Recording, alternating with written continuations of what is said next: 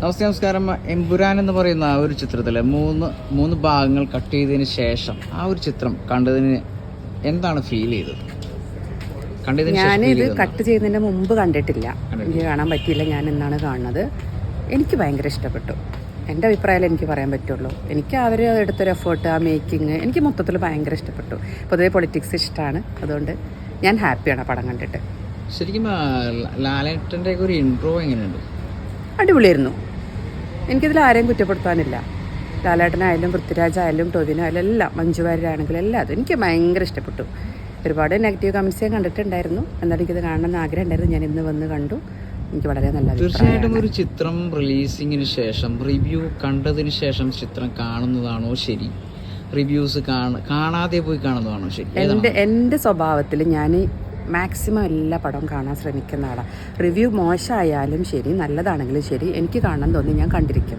ഞാൻ മാക്സിമം എല്ലാ പടവും കാണും. എനിക്ക് സിനിമ ഭയങ്കര ഇഷ്ടമാണ്, അതുകൊണ്ട് ഞാൻ എല്ലാ പടങ്ങളും കാണാറുണ്ട്. അത് റിവ്യൂ കേട്ടാലും കാണും, കേട്ടില്ലെങ്കിലും കാണും. ഇനി എല്ലാവരും മോശമെന്ന് പറഞ്ഞാലും ഞാൻ പിറ്റേ ദിവസം പോയി കാണും. ഈ ഒരു ചിത്രത്തിൽ പൃഥ്വിരാജ് എടുത്തിരിക്കുന്ന എഫേർട്ടിനെ കുറിച്ച് എന്താണ് അയ്യോ, നമുക്കത് ഒരിക്കലും അഭിനന്ദിക്കാതെ പറ്റില്ല. ഞാനൊരു പടം കാണുമ്പോൾ അതിൻ്റെ ബാക്കും കൂടെ ആലോചിക്കാറുണ്ട്. അവരെടുക്കുന്ന എഫേർട്ട്, അവരത് മേക്ക് ചെയ്യാൻ എത്ര കഷ്ടപ്പെട്ടിട്ടുണ്ടാവും. കാരണം നമ്മളൊരു ആക്ടർ ആയതുകൊണ്ട് അതിൻ്റെ ഒരു മൂല്യതയും അതോടൊപ്പം തന്നെ തീർച്ചയായിട്ടും അറിയാം. ഒരു ദിവസം ഷൂട്ട് ചെയ്യുന്ന വിഷമത എല്ലാവരും അറിയാവുന്നതാണ്.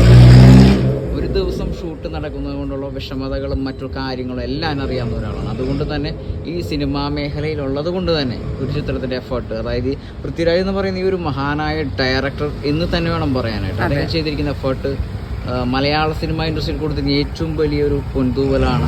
ഉറപ്പായിട്ടും കിട്ടില്ല, ഒന്നും പറയാൻ പറ്റില്ല. കാരണം ഞാനിപ്പോൾ കുറച്ച് പടങ്ങളൊക്കെ ചെയ്തു, ഇപ്പോഴും ചെയ്തുകൊണ്ടിരിക്കുന്നുണ്ട്. നമുക്കറിയാം. എത്രാമത്തെ ചിത്രമാണ് ഞാനിപ്പോൾ 8 മൂവി ചെയ്തു. ഇപ്പോൾ ഒരു പടം ഷൂട്ട് നടന്നുകൊണ്ടിരിക്കുന്നുണ്ട്. കുറച്ച് ആഡ്സ് ഒക്കെ ചെയ്തു. 1000 Babies ആണ് ലാസ്റ്റ് റിലീസായത്.